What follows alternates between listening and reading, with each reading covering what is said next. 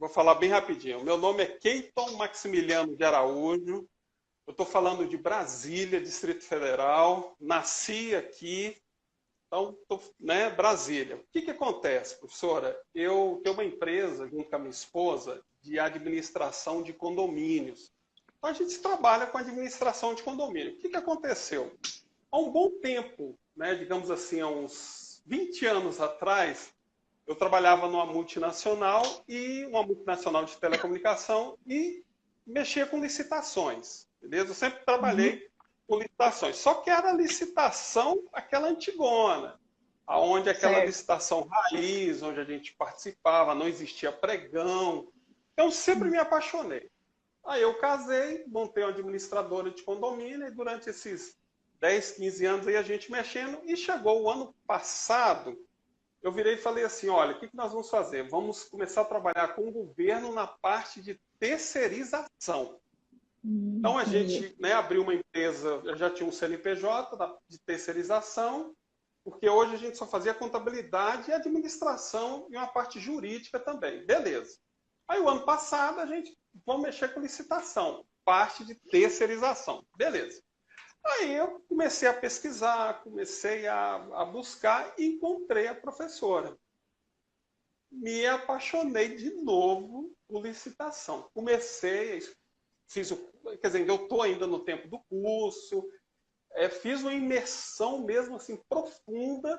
Por quê? Pela didática da professora, pela metodologia. Então, fantástico, uma coisa assim fantástica.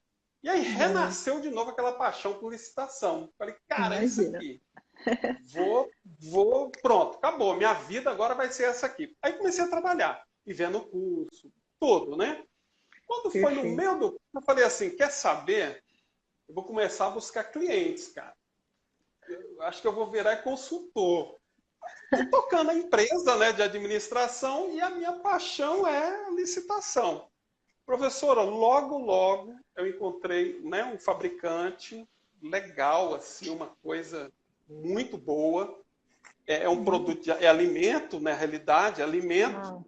E aí eu falei assim, o que eu vou fazer? Eu vou começar a experimentar, porque a parte de pregão em si, eu nunca participei, essa parte eletrônica. Sempre foi físico, né, na época que eu participei. Pronto, aí fechei o contrato com eles, comecei a participar. A primeira licitação que eu ganhei foi 370 mil. Parabéns! Tudo bem que a CLT, mas tudo bem. Primeirona, assim, eu já entrei já. Por quê? Porque eu fiz realmente uma imersão mesmo. Peguei todos os livros, seus vídeos, era visto diariamente, 24 horas. Aí a gente sente aquele medo, né? Aquele receio assim do início, eu estava meio receoso. Aí eu falei, não, vou participar. A primeira, 360 e tantos mil. 360 e pouco. 363, na realidade. Aí, e uma atrás da outra. Pegando a edital, acho que teve um WhatsApp que eu mandei para a sua equipe, a senhora me respondeu. Ah, não, foi lá na plataforma. Onde é que eu buscava foi na plataforma. Onde é que eu buscava mais rápido os editais e tal. Aí a senhora mandou o feedback lá para... Aí um edital atrás do outro. Mas assim, sabe aquela... né, um edital atrás do outro. Foi uma de 360, depois foi outra de 112.400. Depois, mas tudo ganho mesmo. Documentação certinha. O cara lá da ponta ficou louco. Aí eu fiz uma apresentação para ele, mostrei todos os editais que iam acontecer só naquele períodozinho ali pequeno, de 15 dias, que dava mais ou menos quase 500 mil de edital. Eu falei, cara, isso aqui que a gente vai participar, esse mercado aqui que a gente, né? Aí eu preciso de um posicionamento seu. Quantos por cento você quer para participar desse mercado? Aí ele falou, eu quero tanto. Então vamos fazer o seguinte, licitação é completamente diferente de você vender lá para o, né, pro seu público privado. Licitação, vou fazer o seguinte, cara. Primeiro, tem que entregar o que fez. Assim, o negócio aqui não é brincadeira. O cara, não, nós somos fábrica e a gente entrega. Se pedir 1 milhão aí, a gente entrega. Tá, vamos mudar a embalagem para ficar um pouquinho mais barato. Vamos Vamos adequar o produto certinho do que eles estão pedindo, porque de repente vocês estão entregando coisa demais, o nosso preço está... Os caras modificaram a embalagem, fizeram um produto legal só. Então, assim, eles estão trabalhando ainda para mexer só com licitação, só. Né? Então, o produto se adequou, o negócio... Ó, hoje, por exemplo, acabei de fechar um pregão aqui no estado de Goiás, foi pequeno, foi até aqui, foi 64.792. Então, de lá para cá, ou seja, são 3 meses aí que eu estou ativo mesmo, está beirando 800 e tantos mil de vendas homologadas para esse pessoal que eu estou... Isso só um cara. Só um cliente. Só um cliente. A minha terceirizada ficou meio assim do lado. Deixa... Porque não dá tempo. Não dá tempo. Você sabe que alimento é um atrás do outro. É um atrás do outro. Então não dá tempo. É muita licitação. Então, o que eu fiz? Todo aquele script que a senhora falou de leitura do edital, as partes mais importantes, eu montei, na realidade, um relatório bem legalzinho e está em cima daquele passo a passo que a senhora passou. Então, assim, eu leio um edital, assim, eu dou uma olhada, leio, pego todos os pontos, parto para outra, mando para ele fazer o preço e vamos embora, que já tem mais 3, 4 aparecendo. Não dá tempo.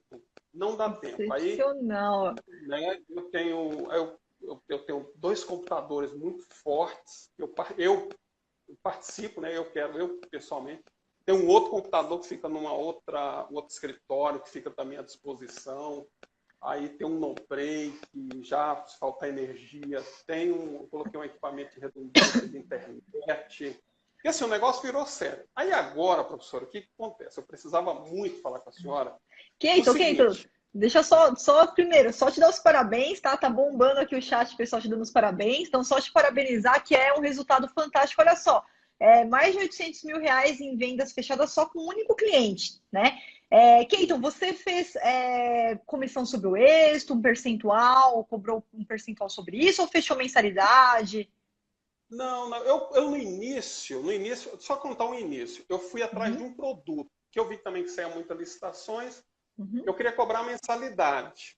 Tá. E aí eu vi que era um equipamento, na realidade, né? E aí eu perdi muito tempo, por quê? Porque eu fui atrás desse pessoal, porque eu ia cobrar uma mensalidade, e aí eu vi que esse pessoal não entendeu muito bem a parte de equipamento. Aí eu falei, não, eu vou para a parte de alimentos e tá aquele negócio todo. Como é que eu cobro hoje? Eu hoje, né, assim, primeiro, porque eu estou querendo adquirir mais experiência e tal, hoje eu só cobro pelo êxito. Certo. Cobro um percentual pelo êxito.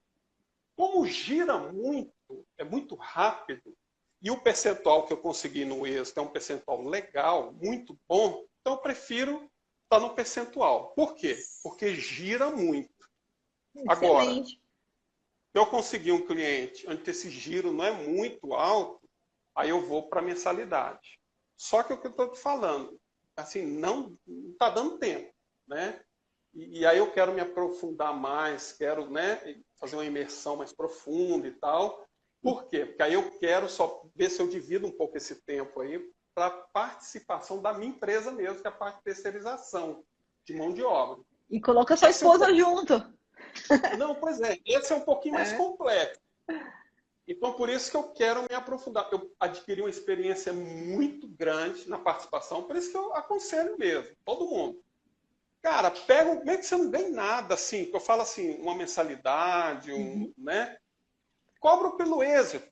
Eu acho que é muito legal isso. É o que eu estou fazendo agora e aconselho. Por quê? Acabei errando em 2 licitações. Esqueci de colocar uma certidão. Aí, nossa, na hora ali que eu fui colocar o PDF, eu acabei não colocando as certidões municipais. E eu, caramba, aí o pregoeiro, tá faltando. Eu falei, caramba, eu fiquei doente. Né, acabou vacilando. Então, mas o que é isso? Aprendizado. Esse aprendizado. Então, hoje, por exemplo, só errei uma vez. Hoje, por exemplo, tudo perfeito. Né? Então, o que eu aconselho? O que a senhora sempre fala. não tem a receita de bolo, né? Mas o que eu aconselho? Para adquirir experiência, por quê? Porque lá na hora que está rolando a mesma coisa assim, você dá uma tremedeira, você fica meio agitado. Então, você tem que estar muito seguro. Por exemplo, ontem eu estava contra um robô. E pela primeira vez eu peguei um robô. E ganhou no mano a mano? Aberto, fechado. Olha só. Aí como é que eu percebi que era o robô? Era um valor, por exemplo, de R$20,30. Eu jogava R$20,15. Aí, imediatamente, ele 20 jogava. 14. Uhum. Aí, o que eu fiz? Robô. Aí, eu parei. Como era aberto, fechado, fiz mais 2 vezes, percebi que era robô. Deixei. Só tem experiência. Você vê, adquirindo experiência com a coisa. Aí, deixei e tal. Quando chegou eu deixei o preço alto. Uhum. Quando chegou não fez mais lance. Ele também parou. Aí eu percebi que só estava eu e ele. Aí eu deixei o lance alto mesmo. Fiz 2 vezes, o lance estava altíssimo. Esperei. Aí, como a gente estava perto, foi os 2 para o fechado.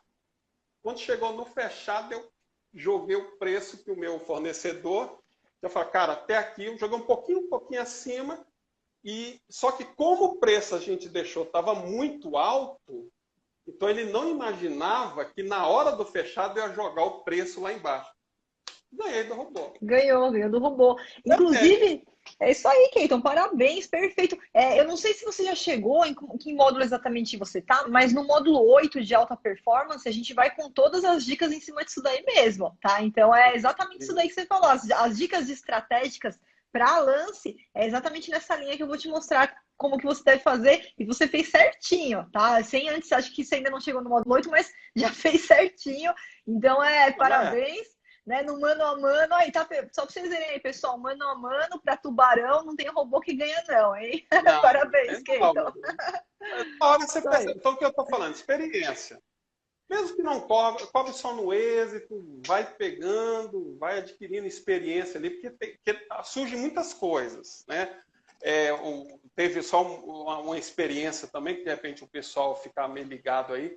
O meu computador, logo no início, aquele pop-up, né? Então, eu tinha que estar clicando no pop-up e tal, porque ele não abria direto nem o cronômetro e toda vez eu tinha que fazer uma atualização na página. E aí, eu toda hora fazendo atualização, aí errei na atualização, aí depois eu percebi e tal, e depois eu fui mexer no computador para tirar o pop-up. Então, assim, mas esse aí realmente eu não ganhei foi no preço, não, porque o preço foi mais baixo. Mas experiência. Você vê mais, aí eu atualizei o computador, aí coloquei todas as permissões e tal. Então, assim, eu cobro hoje pelo êxito. Mas, professora, eu tinha só um detalhe aqui que eu queria. Assim, eu tenho uma lista na realidade. Uhum. Vamos lá. Mas tem uma coisa aqui muito importante. Por exemplo, vamos lá. Na adjudicação e na homologação, né? Por quê? Porque o que acontece? Eu ganhei um pregão. E aí ele sumiu lá da plataforma quando coloca ali para acompanhar, habilitar e tal, ele sumiu. Uhum. Depois de 2, 3 dias ele sumiu.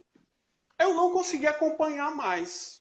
Aí o que aconteceu? Passou uma semana, eu liguei na prefeitura. Aí descobri que estava lá, na realidade, já para eles homologar certinho e tal. Então, assim, onde que na plataforma ali, assim, na homologação, eu sei que quando termina ali no chat e tal, só que tem um delayzinho aí. Ele só homologa mesmo depois do recurso, que abre prazo para recurso.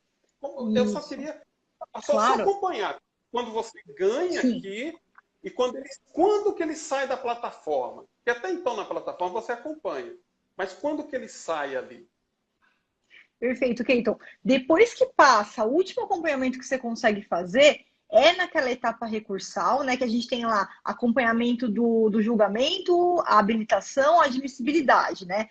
Depois disso daí, que é a última fase que a gente tem ali, que a gente consegue fazer o acompanhamento ali pelo menuzinho lá do nosso menu principal, da etapa ali de recurso, da etapa de aceitação, tudo mais. Por quê?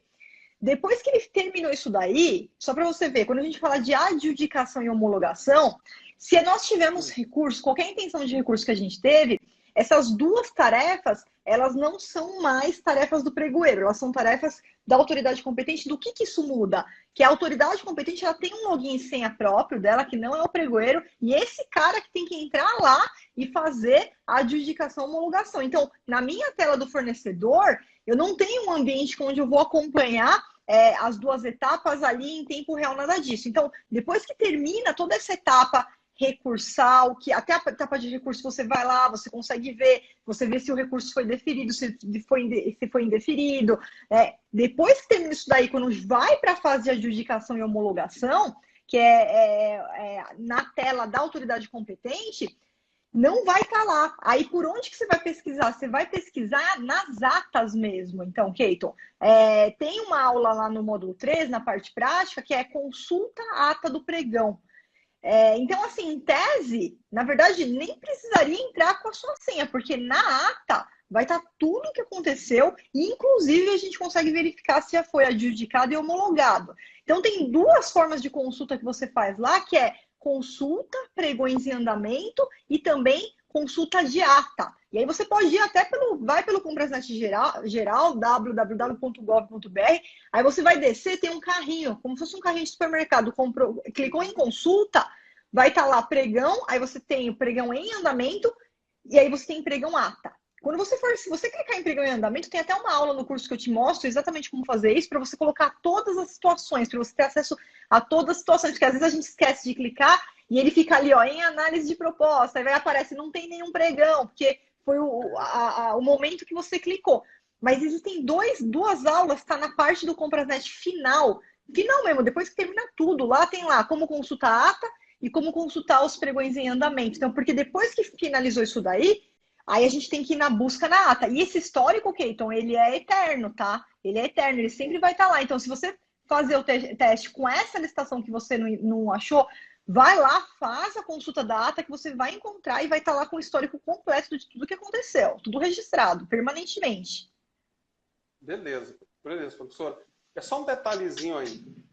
Quando ele está no chat e tal, aí ele coloca lá que ele aceitou a proposta, ou seja, a aceitabilidade da proposta ali. Tá a quantidade e tá a aceitabilidade. Nesse momento ele aceitou ou ainda vai ter recurso?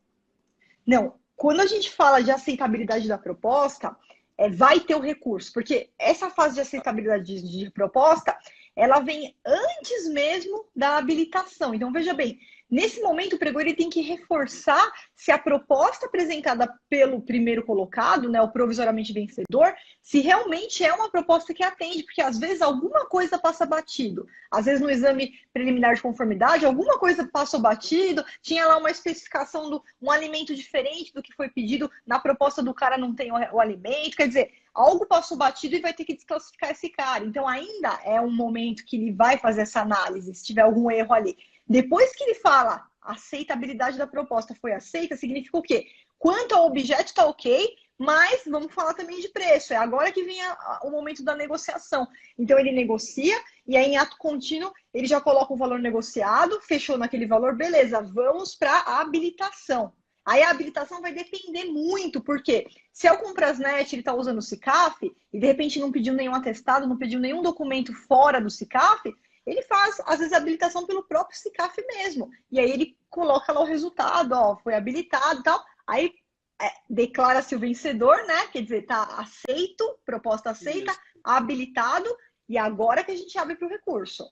Então vai vir o recurso ainda. Já vai vir o recurso. Não, beleza. Não, a questão da ata eu consigo acompanhar. Professor, eu tenho mais uma dúvida aqui também, que é o seguinte. Lá no edital, quando ele fala assim, na parte de habilitação, né, dos documentos, certo. Muitos editais eles colocam assim, essa expressão, enviar concomitantemente junto com a documentação de habilitação, as declarações, as certidões que estão no SICAF. Obrigatório. Aí o que ele fala isso, geralmente ali no CAPT, e aí mais uns 3 linhas abaixo, ele fala assim, não, mas se der abertura no SICAF e tal, você não precisa enviar. Mas eu tenho uma dúvida. né? Porque alguns documentos que ele pede, ele não está no SICAF. Por exemplo, algumas declarações específicas lá dele. Então, ele fala que é para enviar concomitantemente junto com a documentação. Eu tenho que enviar? Perfeito. Então, vamos lá. Keito, as declarações que a gente tem no Comprasnet são aquelas declarações mais gerais, tá?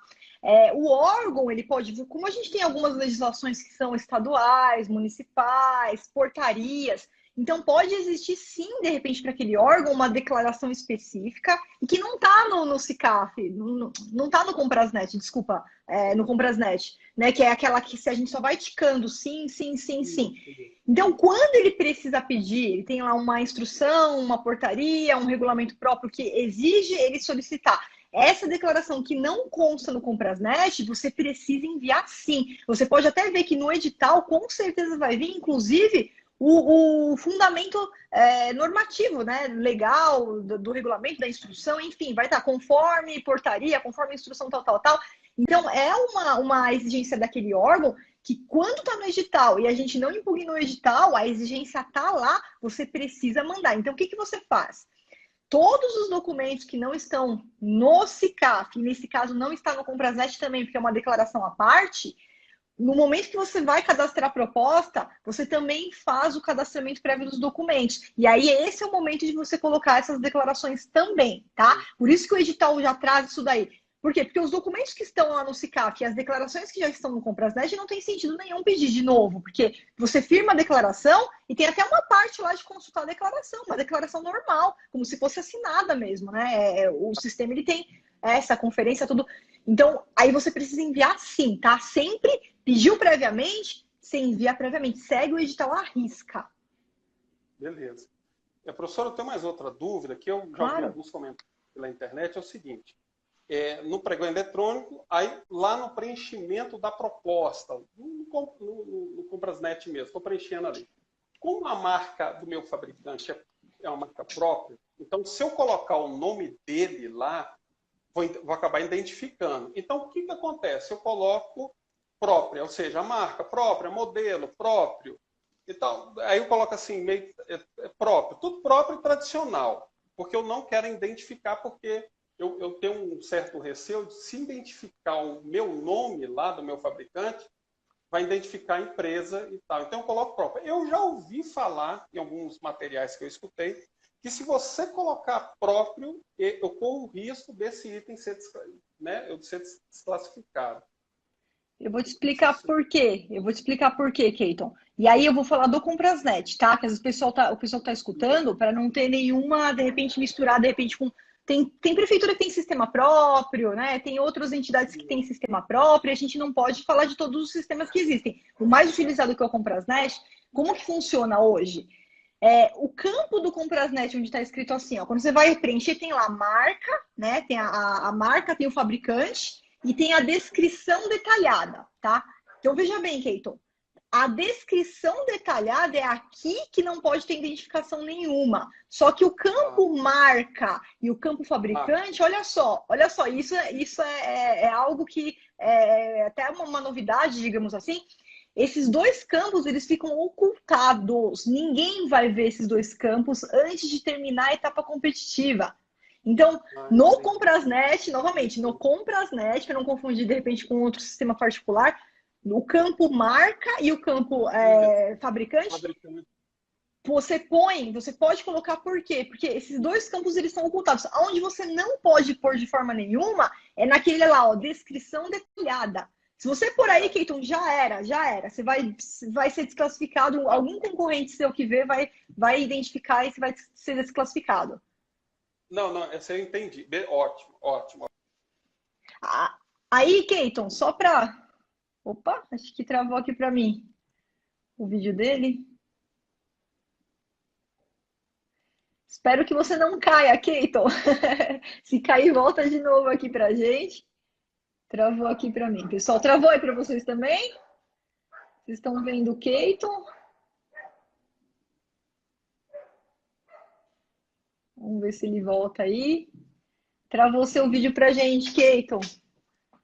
Caiu. Deixa eu mandar de novo o convite aí para ele voltar.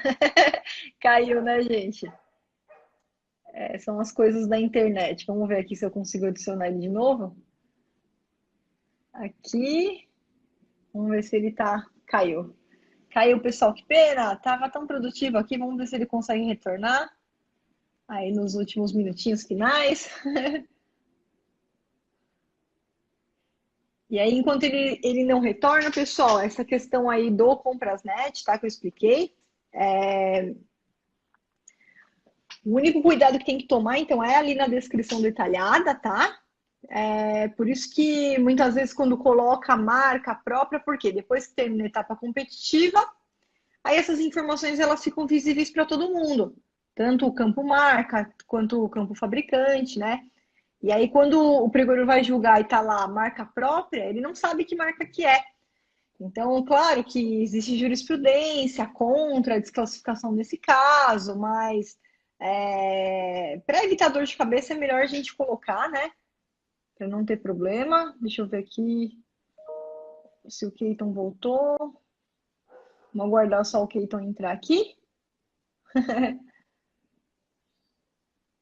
Eu acho que é mal de sexta-feira, gente, a internet, viu? Sexta-feira a internet parece que não funciona. Ó, chegou elogio na live, é minha mãe. Minha mãe. Voltou, Keyton. Rapidinho, professora, rapidinho. Olha só.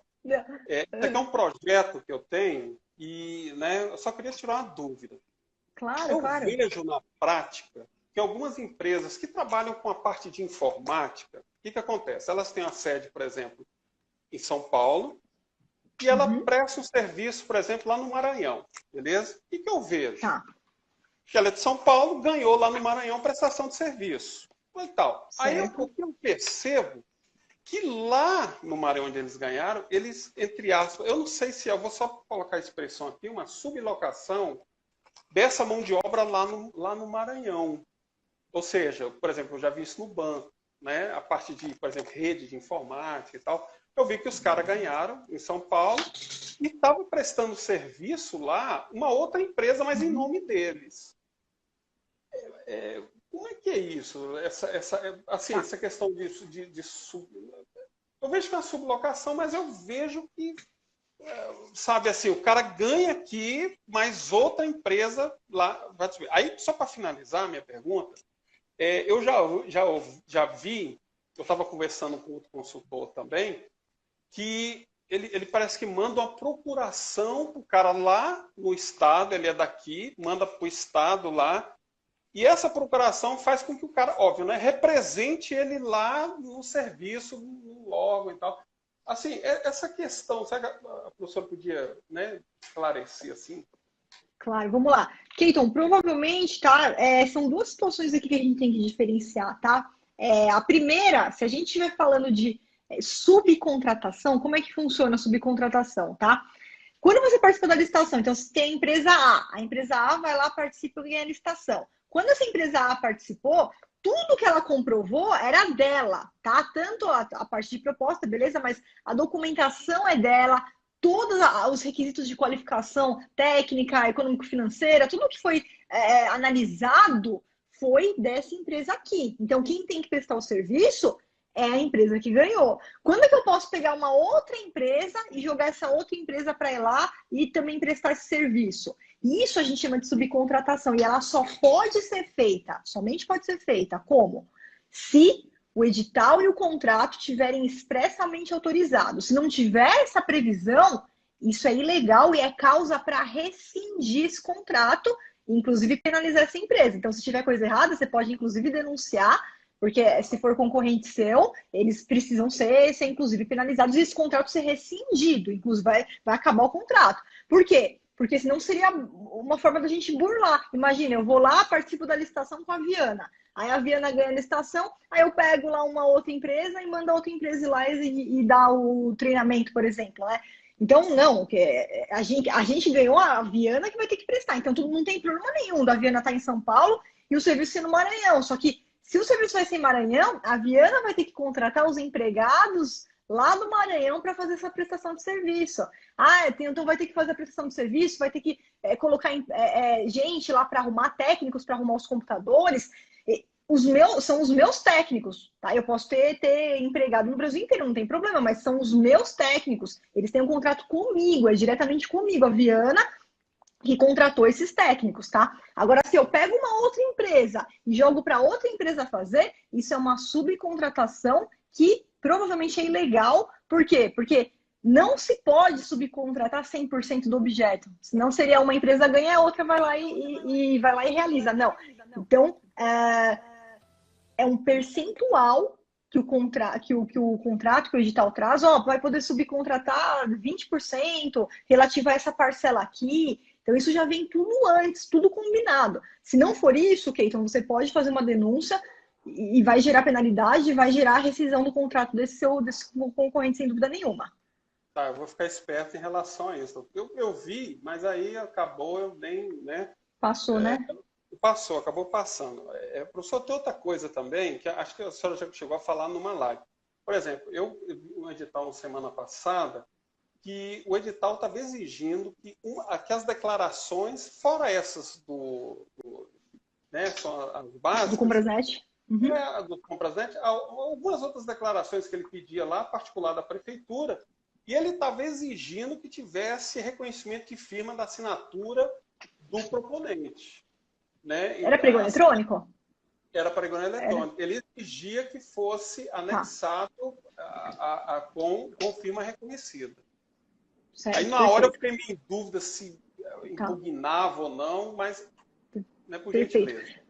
Então, quando você vê a exigência de reconhecimento de firma, Keyton, lá no módulo 8 do curso, na apostila, eu coloquei até um embasamento que você pode utilizar para fazer uma impugnação. Por que tem que impugnar? Porque se você não impugnar, veja bem, reconhecimento de firma, a gente tem julgados, a gente tem entendimentos, a gente tem até algumas legislações dizendo o seguinte: só vai exigir reconhecimento de firma quando tiver uma dúvida sobre a autenticidade daquele documento. Será que é um documento frio? Será que é um documento falso? Por isso que muitas vezes o atestado de capacidade técnica emitido por uma outra empresa privada, geralmente eles exigem sim, para não ter problema de ser um atestado frio. Agora, uma declaração, para que vai exigir? Isso daí só tem ônus, só tem gasto, né? Não tem tanto sentido. Então, pega os julgados que eu coloquei lá na apostila do módulo 8 e faz a impugnação. Por quê?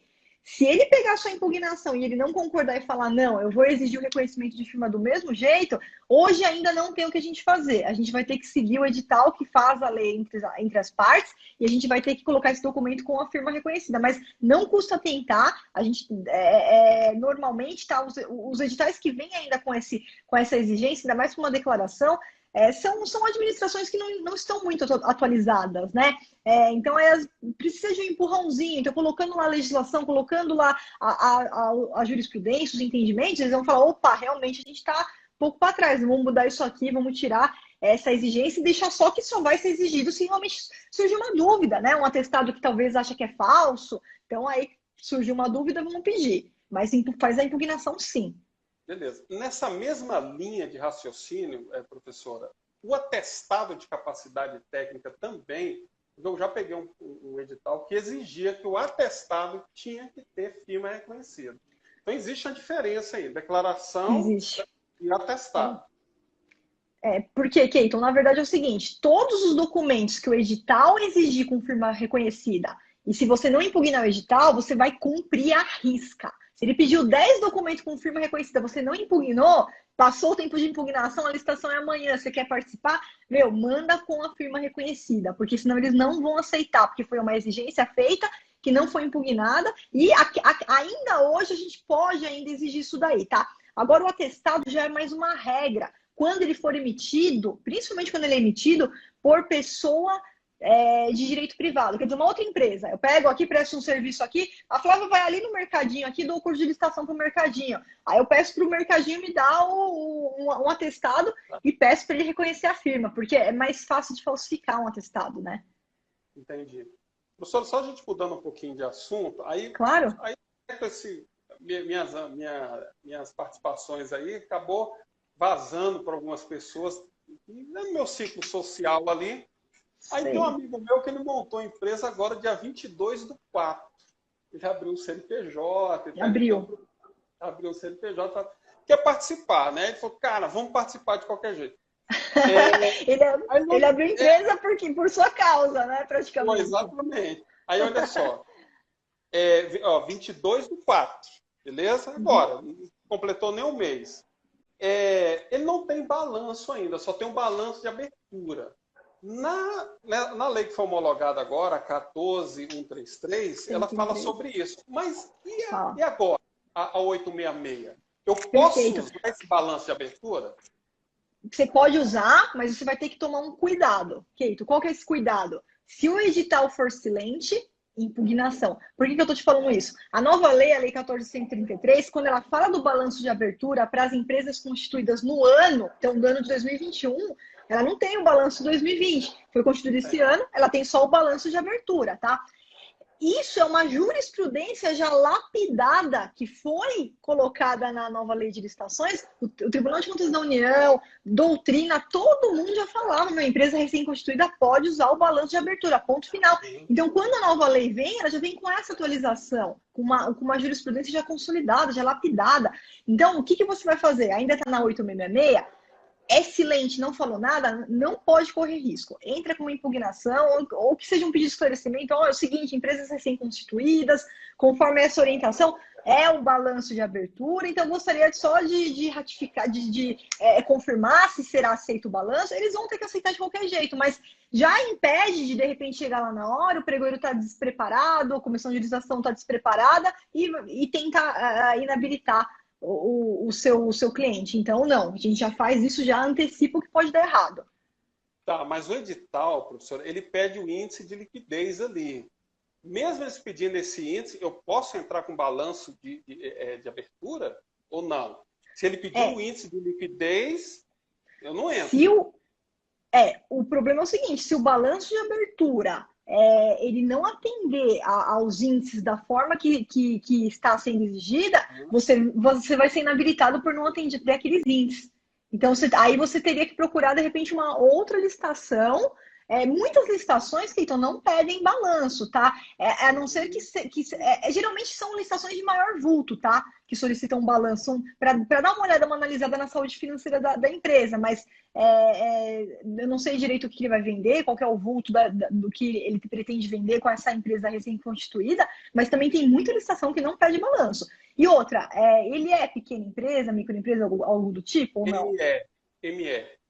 Microempresa. Então, como ele é uma microempresa, tem lá no módulo 9 do curso, eu fiz uma impugnação, eu deixei disponível para você, onde a gente tenta derrubar a exigência de balanço para pequenos, tá? Não é garantia que vai dar certo, eu até explico isso antes de você, na aula que eu disponibilizo essa impugnação, eu até explico para você, não é uma garantia que vai dar certo, mas é porque a gente tem um decreto que traz algumas dispensas do balanço para questão de fornecimento, mas eu já usei aquela impugnação para prestação de serviço e obtive êxito. E outros alunos também me reportaram lá que tiveram êxito. Então, costuma dar certo. Então, vale a pena você tentar para ver se, de repente, consegue a dispensa da exigência do balanço e, inclusive, nem os índices nem nada seria analisado nesse caso se o edital incorporasse e se a impugnação fosse aceita, tá? Aí o edital vai incorporar isso aí. Tá, essa era a segunda pergunta. Porque eu vejo lá que o MEI, ele não exige o balanço do cara. Ele não exige. O MEI é dispensado. O MEI é dispensado pelo Código Civil. Exato. Aí eu ia justamente perguntar isso, porque tem como impugnar, porque a microempresa tem como... É diferente. É diferente. É diferente. A microempresa é diferente. Mas ainda que for MEI, se você pegar um cliente MEI, mesmo assim eu entro com impugnação, porque eu já cansei de ver MEI sendo inabilitado porque pediu balanço e não teve nenhuma previsão abrangendo o MEI, né, dispensando ele, e chegou na hora, simplesmente o julgador olhou e inabilitou. Então, sempre entra com impugnação, sempre. O edital é silente contra o MEI, contra o ME, contra o EPP, impugnação, sempre. Tá, eu sei que a gente já está quase no final, professor, mas eu queria... Não, vamos lá. Claro, vamos lá. Olha só, o alvará sanitário, eu estou pegando um cliente também, que alguns editais necessita de alvará sanitário. Sim, beleza? parte de alimento, com certeza. Isso. dele aqui no DF, por exemplo, é um cliente daqui. Só que ele quer participar de algumas licitações no estado do Goiás, perto onde ele consiga atender. Ele vai atender. Mas ele vai atender como? Ele vai enviar? Como que é? Ele vai enviar. É alimento perecível? Não, não é perecível. O Não é alimento não é perecível? perecível. Então, como está perto, e ele tem no estado lá um distribuidor, uma das distribuidoras deles é de lá, né, no estado do Goiás. Ele tem uma distribuidora... Não, ele tem uma distribuidora no DF. Digamos Tá. assim, ele é uma revenda no DF. Deixa eu só reformular aqui. Ele é uma revenda no DF, mas ele compra de uma distribuidora no Goiás. Beleza? Uhum. O alvará dele é daqui do DF. Então ele combinou com essa distribuidora que ele já pega lá no Goiás, que as licitações do Goiás ele vai ganhar, mas a distribuidora que ele já compra lá vai entregar para ele. Só que o alvará dele é aqui no DF. Só que ele vai entregar no Goiás, que a distribuidora é lá. Então ele tem essa facilidade. E isso é possível? Porque o alvará dele é daqui, do DF. Perfeito. Olha, Keyton, essa parte aí de alvará, o alvará é de quem? O alvará é do estabelecimento, né, que vai fazer a prestação. Porque quando a gente fala de alvará, inclusive alvará sanitário, né, que é a parte de alimentação, para você conseguir o alvará sanitário, eles fazem uma inspeção naquele estabelecimento, ver se está tudo ok com as normas. Então, a princípio, o alvará ele seria do estabelecimento que vai ser o responsável aí pela essa prestação. Eu estou te perguntando se é perecível, se é manipulado, porque, veja, tem várias formas de a gente verificar essa questão. Vamos supor que é um produto que tem que passar por uma manipulação. Né? Quem é que vai manipular? Porque se está sendo manipulado lá em Goiás, eu não vejo como a gente fugir da questão das legislações locais também. Porque a gente tem toda uma legislação local, geralmente municipal e estadual, que rege essa questão dos alvarás. Então, a princípio, uma regra o alvará é sempre do estabelecimento que foi o contratado que vai fazer a prestação de serviço. Mas uma vez que você me fala que vai ter, de repente, uma manipulação lá, é o local da manipulação que precisa ser inspecionado. Então, aí a gente pode ter algum problema, de repente, do edital, talvez trazer a exigência do local onde vai fazer essa manipulação. Ah, não, Flávio, vai ser manipulado no Distrito Federal mesmo, é lá onde ele tem, a manipulação é toda lá, e depois você vai fazer entrega. Então, o alvará do Distrito Federal serviria nesse caso. É só isso que a gente tem que tomar um pouco de cuidado, Keyton, porque da onde que vai fazer a manipulação? Da onde que vai... É esse local que tem que ser inspecionado para saber se realmente está de acordo com as regras sanitárias, né? Não, ótimo, ótimo. Não, beleza. Uma coisa mais técnica e tal. Professora, eu só queria assim, que a senhora desse uma ênfase, já que a gente está numa live e tal, Claro. Muita gente assistindo a gente. E aí um dia desse eu passei um susto danado. Qual foi o susto? Da garantia e da execução contratual. Né? O que acontece? Assim, nunca me exigiram. Mas, por acaso, pesquisando e tal, aí eu peguei um edital de um outro produto que tinha a exigência da garantia da execução. Professora, eu quase fiquei doido. Aí eu corri nos outros editais que eu estava vendo para justamente a gente ver. Então, só uma questão assim de alerta, porque eu acho que muito consultor, muita empresa, ela acaba deixando meio, digamos assim, desapercebido essa parte do edital que é muito importante. Né? Eu acho assim muito importante. Só né, esclarecer um pouquinho para a gente aí sobre a garantia da execução contratual, que é justamente onde entra o seguro, onde entra, né, a exigência. Certo, não, claro. O que acontece? A gente tem, né, duas garantias que a gente tem quando a gente fala de contratações públicas. A primeira que a gente chama de garantia da proposta, que é totalmente diferente, não existe no pregão, por isso que vocês nunca vão ver isso aí no pregão, que seria uma garantia para fins de participar da licitação, tá? Praticamente em desuso hoje em dia, tá? Já a própria lei do pregão proibiu essa garantia. Mas uma outra coisa é a garantia para execução do contrato, que é de quem ganhou a licitação, do contratado. Por que é isso? Então, lá no artigo 56 da Lei 8.666, a gente tem as modalidades da garantia, né? onde o contratado escolhe qual é a modalidade que ele quer apresentar. Por que isso? Porque funciona da seguinte forma, vamos supor, a gente está, de repente, com um contrato ali que no momento de fazer a etapa preparatória, o gestor ele viu que é um contrato que tem ali alguma questão de risco, tem algum risco ali, de repente, do contratado não cumprir, alguma coisa assim. É uma garantia para a administração de que, se ele não cumpre o contrato, a garantia que está lá, ela vai ser executada. Então, seja na forma de multa, de repente vai aplicar uma multa, já desconta da garantia. Então, é uma garantia para execução daquele contrato. Então, não são todas os contratos que vão, não são todas as contratações que vão exigir essa garantia contratual, tá? Mas, se for exigir, a gente tem que prestar. É como se fosse uma garantia para o órgão mesmo. Se acontecer alguma coisa, se algo der errado, né? Quem que tem que ter medo disso daí? O mau executor. Quem está pensando em entrar e não executar o contrato. Quem não tem responsabilidade, não vai cumprir os prazos, não vai fazer a entrega. Aí, do mesmo jeito que pode tomar uma multa, né, a garantia está ali para isso. Ela fica ali durante todo o contrato para, se tiver alguma aplicação de alguma multa, já tem como executar ali diretamente. Não, beleza. Professora, mais um outro detalhe que eu queria ver com a Claro. senhora seria o seguinte. Você ganhou a licitação, o logo e tal, vamos assinar o contrato, beleza? CRP e tal, vamos assinar. Eu vejo que ali no edital, ele não me traz um prazo específico, com 15 dias. Até alguns, eu já vi que alguns com 5 dias. Mas a maioria não me traz um prazo ali determinado para que eu venha assinar o contrato.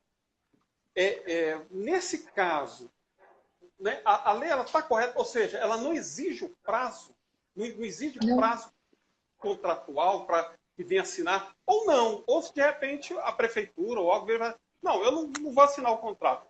É isso que eu queria saber. Ele pode negar assinar o contrato, ou não existe prazo, ou ele decide, não, daqui a 15 dias, daqui a 20 dias eu vou assinar o contrato. Perfeito. Essa é uma falha da legislação. Não existe um prazo entre a adjudicação, a homologação da licitação e a assinatura do contrato ou data de registro de preços, tá? O que existe, Keito, é o seguinte: datas de validade das propostas. Então, apesar de não existir um prazo que vincule a ele, ele tem que te chamar em 5 dias, em 30 dias. O que existe? Existe a data de apresentação das propostas, que é, pela Lei 8.666, 60 dias, e pela Lei do Pregão, pode ser uma outra data, por exemplo, 90 dias, o que estipula o edital. Então, vamos supor que o edital estipula 90 dias. Quer dizer que esse é o prazo, mas é da data da apresentação da proposta, da abertura do pregão. Dali já começou a contar os 90 dias. Então, o órgão, ele teria que obedecer esse prazo para chamar você para assinar o contrato. Por quê? Porque se ele te chamar depois disso, você não tem mais obrigação nenhuma de aceitar. Inclusive, se ele te chamar depois disso e você falar, não, Flávio, o meu cliente quer assinar o contrato, ele vai te mandar um termo de prorrogação de validade de proposta, você vai assinar esse termo e aí que ele vai poder fazer a contratação com você. Você pode simplesmente falar, não, já passou o prazo, para mim não interessa mais, não quero mais saber, já peguei uma outra licitação aqui, não quero mais. Tá? Então, esse seria o prazo que a gente tem, o prazo de validade das propostas. Agora, a questão dele decidir, dele fazer o contrato ou não, Keito, o que a gente tem? A gente tem um princípio chamado princípio da adjudicação compulsória. O que traz de direito para você, para o fornecedor, para o seu cliente, esse princípio? Por esse princípio, uma vez que eu tenho uma licitação adjudicada, homologada, eu não posso comprar esse produto ou contratar esse serviço com um terceiro que não participou da licitação. Então, esse princípio da adjudicação compulsória faz com que quem ganhou a licitação, ainda que eu não tenha o prazo para chamar o contrato, na hora que eu for formalizar o contrato, o direito é desse cara aqui. É desse que ganhou a licitação, tá? Se o órgão não deixar quieto e aí você ficar sabendo que ele tá contratando com outro, aí você pode denunciar para quem você quiser, que com certeza eles vão barrar essa segunda contratação, que não pode ter essa questão de arbitrária. Agora, olha, descobriu um erro. Nossa senhora, descobriu um erro insanável ali que não tem como, vai ter que anular a licitação. Isso é possível? Isso é possível, mesmo depois da adjudicação da homologação. Por isso que a gente fala que Antes de sair correndo, vou vender banana, você vai lá correndo e compra as bananas, você não faz isso antes de assinar o contrato e receber a sua nota de empenho. Porque é só com o contrato com nota de empenho que você tem a garantia que agora o negócio está ali, agora vai funcionar. Antes disso, é uma mera expectativa de direito. A gente tem que aguardar. Entendi. Um outro detalhe, professora, é que nesse momento aí, ele um questionamento que eu tenho. Ele pode jogar digo assim, por fundo de reserva de preços. Ou seja, ele não vai assinar o contrato, né? Ele percebe que ele não vai assinar o contrato, e aí ele pega aquela licitação, o ganhador, principalmente em CRP, e vira e fala assim, não, você vai para a reserva, ou seja, a reserva de preço, né? Que eu costumo falar, reserva de preço. Ou seja, ele não vai adquirir, e aí, para ele não contratuar e também não perder esse contrato, existe essa possibilidade ou não dele jogar para a reserva de preço? Ok, então não sei se você está se referindo, se você estiver se referindo ao sistema de registro de preços, tá? Ele é um pouquinho diferente. Tá, então, como é que funciona o SRP? Ele é um pouquinho diferente. Por quê? Porque depois que termina a licitação, a gente não vai assinar um contrato. A gente vai assinar a ata de registro de preços. Agora, essa ata tem validade de até 12 meses. Durante esses 12 meses, o órgão pode comprar de você ou não. E, inclusive, ele pode fazer uma nova licitação do mesmo objeto, ainda que ele tenha uma ata de registro de preços vigente. O que você tem? Você tem o direito de preferência. Significa o seguinte, eu tenho a banana aqui com você, o seu cliente aqui vende banana. Você tem a banana ali registrada. Aí amanhã o órgão vai lá e faz, a ata está aqui, a ata está vigendo.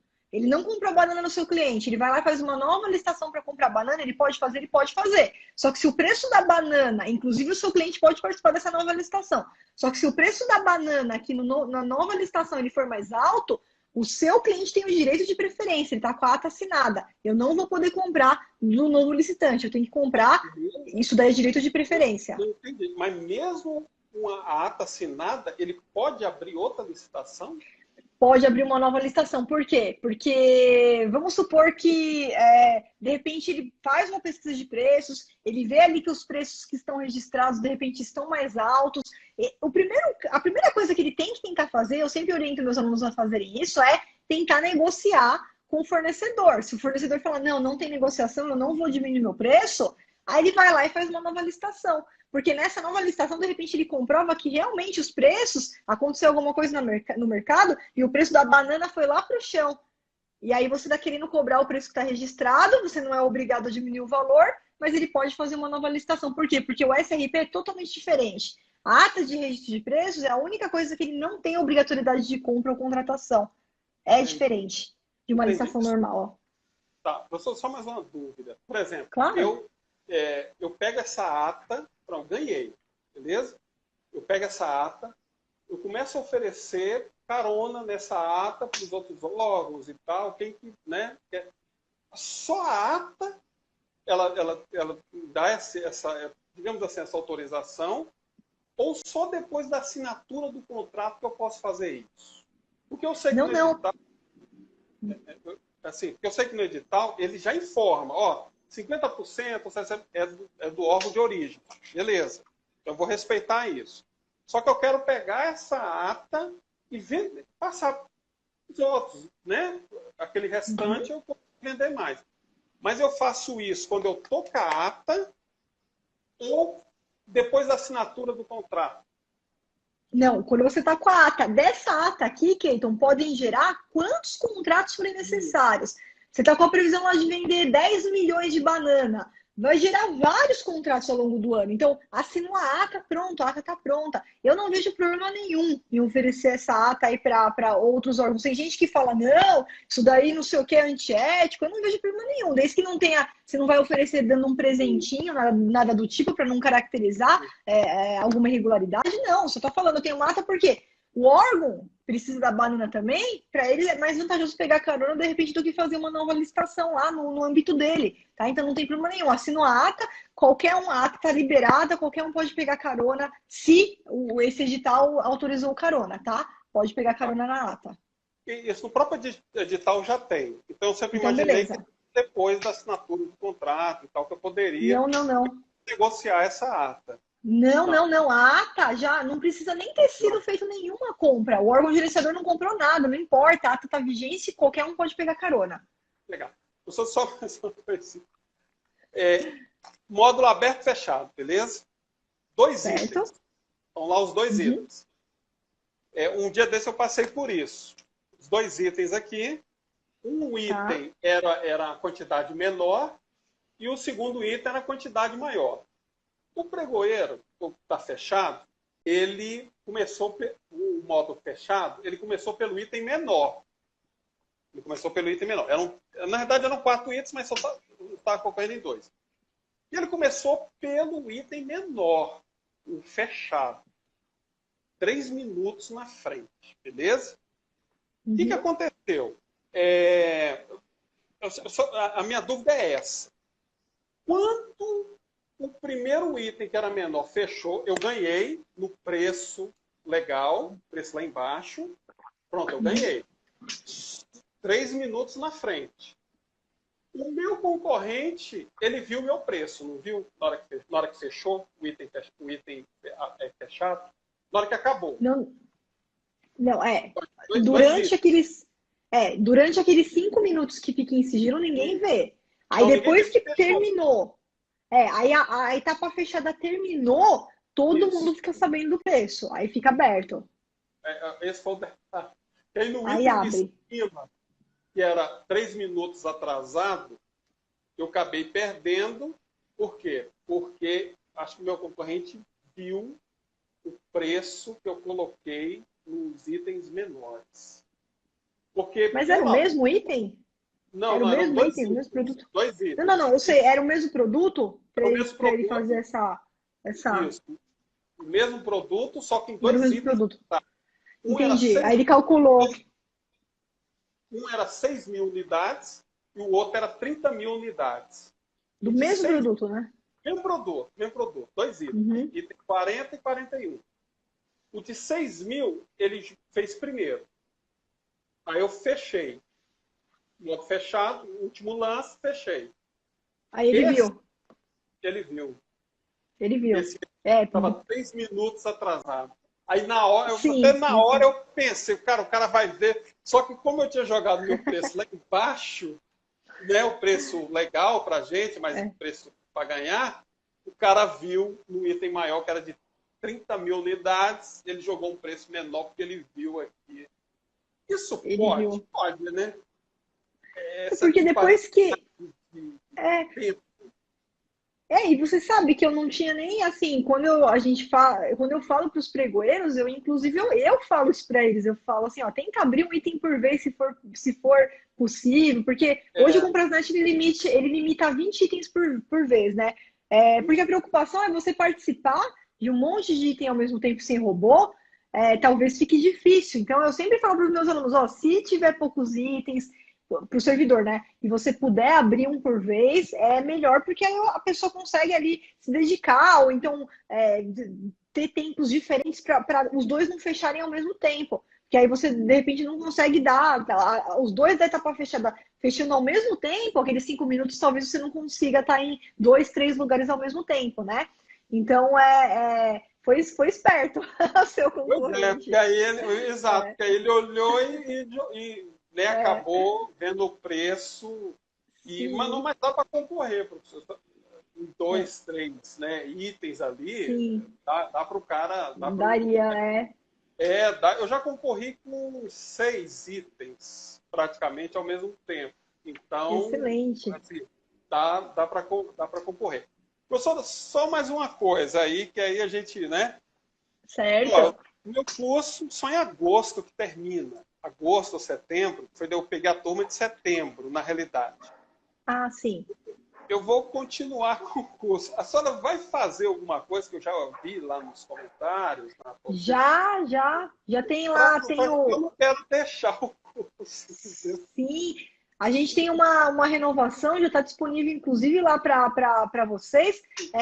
Logo depois, onde está o inscrito certificado, tem lá Ah, tá. renovação Vou lá 50% então. off. Então, é um 50% de desconto que você tem, quem já é master, né? Para fazer a renovação da assinatura e usar aí todas as... Agora, bônus da nova lei, né? Que a gente tô trabalhando aí dia e noite, incansavelmente, de domingo a domingo, em cima disso aí para vocês. E já assim que eu finalizar o bônus da nova lei, também já vai ter alteração na parte do Comprasnet, as telas de disputa, já teve uma alteração, já vou colocar, já vou atualizar para vocês tudo certinho ali. Só estou esperando acabar aí o bônus da nova lei, que está me tirando o sono aí, essa lei 14.133, e a gente já vai partir. É dinâmico, né? Não para de atualizar lá. Só a questão dessa nova lei, que eu vi que ficou muito igual e parecido, né? Ficou assim, meio 6 por meia dúzia, né? Como diz assim. Mas com a visão da senhora jurídica, né, e com a experiência, qual o item assim, que a senhora fala assim na bucha que, cara, esse aqui é o mais importante e vai fazer uma alteração no que nós estamos vivendo hoje? Porque, pelo jeito, até agora, ninguém entrou ainda. Eu não vi até agora, as participações que eu fiz, nenhum edital jogando a nova lei, também porque não houve não vai ter tão cedo assim. São 52 regulamentos que o Ministério da Economia está fazendo, e não é só isso, né? A questão da ausência do portal nacional, apesar de todas as discussões, eu mesmo sou favorável a já fazer a licitação, mesmo não tendo o portal nacional de compras públicas, de contratações públicas, que é onde a gente tem que divulgar o edital e tudo mais.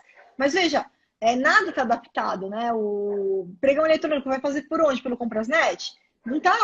Precisa ter, tudo vai ter que sofrer uma adaptação, então eu não vejo como lançar uma licitação agora, mesmo porque por conta dos servidores públicos a gente passa por uma etapa muito importante de mudança, na etapa preparatória, instrumentos de governança, como instauração do plano de contratações anual, o princípio de planejamento. Então a parte de preparatória, a parte interna do órgão mudou significativamente. Né? A questão de programas de integridade, não é simplesmente ir lá e fazer a licitação. Todo o processo interno também tem que ser feito com fundamento na nova lei, isso vai levar tempo para os servidores se capacitarem, né, se adaptarem para isso. Agora, o ponto principal que eu gostei muito mesmo da nova lei, primeiro, além ela incorporar uma jurisprudência já lapidada do Tribunal de Contas da União, que isso vai otimizar muito o nosso tempo. Porque antes a gente tinha que ficar convencendo as pessoas que era desse jeito. Porque o TCU fala, mas o TCU não se aplica aqui para mim, então eu não vou fazer. E era extremamente cansativo, principalmente quando a gente fala da capacitação do setor público, né? Você trazer essas informações e as pessoas não aceitarem, o jurídico deles não aceita, porque era do Tribunal de Contas da União. Agora não, a gente tem uma uniformidade de entendimentos, então isso vai trazer uma segurança jurídica muito maior. Vários entendimentos do TCU, muito favorável também para o analista de licitação, para o fornecedor, foram incorporados, e aí vai valer no Brasil inteirinho. Então, apesar de ter muita gente crítica, eu sou extremamente otimista em relação à nova lei. Né, eu sei que tem muito professor, muitos colegas meus que eu admiro demais, que eu sou uma grande fã, e a maioria levou a lei como algo de uma forma extremamente negativa, extremamente crítica, mas eu não consigo ver assim. A lei, para mim, ela é muito melhor do que a lei que a gente tem hoje. É uma legislação muito mais comunicativa. Ela traz uma redução de assimetria de informações entre aquele negócio que a administração manda e a gente está aqui embaixo, aqui obedecendo. Não, a gente tem uma administração muito mais comunicativa, interagindo. Então, tudo, a modalidade, diálogo competitivo, as consultas públicas, a audiência pública, tudo vai ter uma administração muito mais comunicativa com o mercado. Então, a gente ir conversar com o mercado, a gente usar a expertise do mercado, usar as soluções do mercado, isso é uma coisa sem volta que eu acho que só vai ajudar. Não, beleza, mas o diálogo competitivo, por exemplo, será que ele vai acontecer no chat ali, no momento em que está acontecendo a licitação, ou é antes da licitação? Não, o diálogo competitivo, ele é a licitação, mas ele é uma modalidade muito restrita. Ela não vai ser utilizada em qualquer caso, ela vai ser exceção. Exceção mesmo, assim, a gente vai ter pouquíssimos casos de diálogo competitivo no Brasil, porque são para casos assim, onde o órgão, por exemplo, ele sabe qual é a necessidade dele, mas ele não sabe qual solução pode atender. Ou as soluções que existem no Brasil não atendem. Teria que, de repente, importar uma solução estrangeira, juntar duas soluções diferentes para fazer uma terceira. Então vai ser algo bem restrito, mas o diálogo competitivo ela é a modalidade de licitação, é a competição. Ela acontece, a licitação é o diálogo, faz parte da licitação. Exato, porque deu a impressão, quando a gente lê a lei, assim, secamente falando, né, deu a impressão que o diálogo competitivo seria muito utilizado. Principalmente, né, nos pregões ali e tal. Essa impressão não. Foi que ficou assim, não.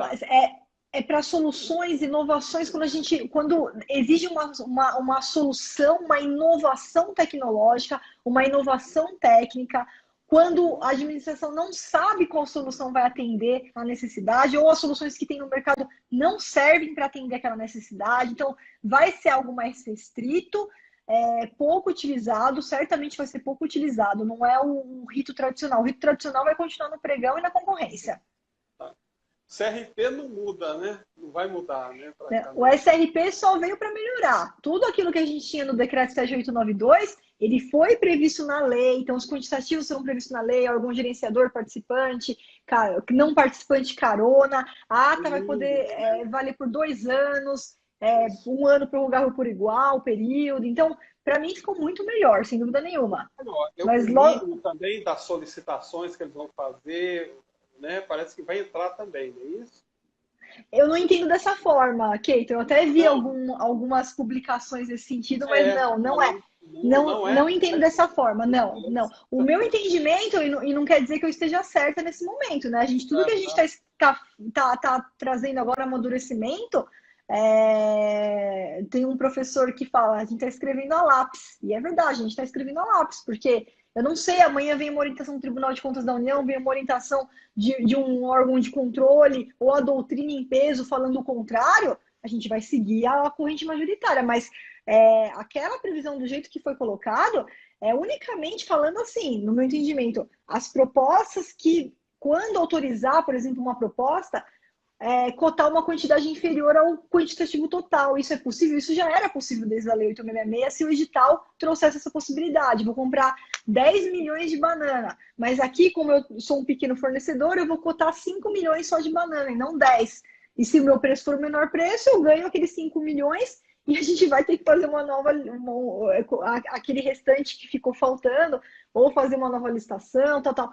Então, não foi nesse sentido que eu entendi essa parte da lei, tá? Sentido, né? Porque o mínimo não limita eles. O mínimo não limita. Eles não têm obrigatoriedade, não tem obrigatoriedade. Não tem. Exato, o mínimo não limita, mas dá abertura para ele também falar. Será que o pregoeiro, ou quem solicitar, não pode falar o mínimo? Não, inclusive, Keiton, se você for lá no módulo 9 do curso, tem uma impugnação minha que eu deixei lá e que eu uso e que dá muito certo hoje. Onde eu falo, olha, se não tiver um quantitativo mínimo para questão de frete, vai ficar humanamente impossível, vocês vão perder os bons fornecedores, tal. E tem muito aluno meu utilizando e está dando certo. E o órgão volta com o edital, faz um novo edital colocando, não tem obrigação, mas se eu for pedir, eu vou pedir pelo menos no mínimo 10 para compensar o valor do frete, tal. Tá lá no módulo 9 do curso, tem bastante material lá. Já pode pegar lá. Legal. Assiste o curso no modo 2 vezes rápido, só para você ir pegando os pontos, depois você volta a assistir de novo, porque assim você não fica sem utilizar esse material importantíssimo nas licitações que você está participando. Porque qual foi a minha metodologia? Que eu já peguei ali, eu já comecei a utilizar. Já coloquei, né? Isso. Aí, na verdade, é um erro, assim. Na verdade, tem que ver todos os módulos, né? Porque foi bom a gente ter participado hoje, porque, por exemplo, essa, né, tentar impugnar e tal, porque eu participo muito de CRP, muito, né? Então e lá, tem que usar. Eles não colocam o mínimo, só alguns editais, mais assim, o Exército, por exemplo, tal, né? Eles colocam o mínimo, né? Eles colocam, mas prefeitura, por exemplo, eles não colocam. A maioria não coloca. E, Entra. Eu vou entrar, isso. Sim. Vou entrar Entra porque, olha, Você pode ver lá nos comentários mesmo, você vai ver muito aluno falando, professor, entrei e deu certo, professor, entrei e deu certo, professor, entrei e deu certo essa impugnação. Porque está toda fundamentada, né? Não é nem questão de direito, é questão de fato, é humanamente impossível. Se não fizer isso, não tem como gerar economia, não tem como a gente mandar a proposta para eu não vou nem participar. Então, o órgão que lê, o primeiro que pega aquilo lá da mulher e fala, realmente faz todo sentido isso daqui. Então, apesar de eu não ser obrigado, eu vou fazer isso, porque todo mundo sai ganhando. Ele também sai ganhando com preços melhores, né? Com certeza. Beleza. Ótimo a gente ter conversado. Que bom que deu certo. certo. Deu certo, tirou minhas Não, dúvidas. imagina. E Excelente. assim, né, surge de tão mundo, né, na realidade, questionamento, de dúvida e tal. Mas, assim, o curso é fantástico. Fantástico mesmo. Assim. Eu tenho a cada dia... Por quê? Por causa da didática, o material também. E aí, quando você começa a entrar, aí junta adrenalina na hora junta adrenalina, junta emoção também, na hora que você lê o edital, você vê que você vai poder participar, e você começa a ter um sentido que para aquela região você tem um preço legal, aí você já começa a ver sonhar assim com aquela venda, né? Então, assim, eu estou caminhando a largos passos mesmo assim, mas tudo graças né, ao curso da professora aí, que tem realmente uma didática assim, fantástica. Aí é aquela coisa, né, como a senhora sempre fala, que nasceu para isso, a gente acaba também incorporando isso também, né, que a gente acabou nascendo. Eu acho assim, quem entra na estação, começa a pegar, entra no sangue. Eu acho que entra no sangue e não sai mais, não é verdade? Nunca mais. Nunca mais. Nunca mais sai. É um caminho sem volta. Exatamente. É muito bom. Então, tem a agradecer em público. Então, eu que tenho que agradecer, primeiramente, pelos resultados fantásticos. Aí, quem não acompanhou, aí quem não estava aí no início da live, o Keyton aí em 3 meses já fechou aí mais de R$800 mil de contratos com um único cliente, tá? Até ele é empresário também e tá agora focando no consultor, porque conseguiu ver os resultados aí. Então, parabéns por esse resultado magnífico com um único cliente, né? Já conseguiu aí esses resultados. Então, aí o céu é o limite, né, Keyton? Trabalhando certinho, com comprometimento, né, com todo o conhecimento que você tem adquirido aí. Parabéns pelo seu trabalho e é o que eu falo, né? O trabalho do analista ele vai muito além da gente pensar só na nossa carreira, né? Você vê quantas empresas, quantos empresários você está ajudando. Um amigo do Keyton abriu a empresa por causa dele, por saber que ele é analista master, que ele está participando das licitações, o cara já correu, abriu a empresa na semana passada, já deu na mão dele aí para ele participar das licitações. Então, parabéns pelo seu trabalho, tá? Continue assim. E eu tenho certeza que você vai voltar, se inscreve novamente na mentoria, até o pessoal que está assistindo, tá? Quem já se inscreveu na mentoria, pessoal, fica aberto lá, pode se inscrever de novo, a minha equipe entra em contato com você, agenda uma data aí, às vezes pode demorar um pouquinho, eu peço só um pouco de paciência que a gente vai seguindo a ordem das inscrições, mas quem já participou pode se inscrever de novo para o programa, tá? Minha equipe vai entrar em contato, vai conversar com você, e eu tenho certeza que logo, logo você volta aí para contar as suas conquistas, Keyton. Com certeza. Porque eu comecei de cima para baixo. Agora, meu próximo projeto agora é partir para as cotações. Eu ainda não mexi com cotações. Tanto para eu não tive tempo ainda de participar de cotação. Mas semana que vem eu já estou agendando, eu tenho um sistemazinho também. E aí eu já vou partir para as cotações. Porque as cotações que é legal mesmo, né? Que o dinheiro gira rápido. Excelente. Aí eu falei, então vou partir para as cotações semana que vem. Semana que vem eu estou em cotação. Perfeito. Lucro rápido. Depois você me conta aí os resultados, Keyton. Beleza. Então, com certeza. Muito obrigada pela sua participação. Já quero agradecer aqui todo mundo que participou, o pessoal aí. Eu tô vendo que tem um grupo aqui dos tubarões, está forte. Ó, tô vendo o Eurípides aqui, também tubarão aí com várias conquistas. Parabéns aí o pessoal que ficou até agora aqui com a gente. Muito obrigada pela participação de vocês. Keyton, prazer enorme te conhecer. Parabéns pelo seu trabalho, pelo seu comprometimento e a gente vai se falando aí pelo curso. Obrigado, professora. Muito obrigado. Um abraço. Um abraço, Keyton. Tchau, tchau.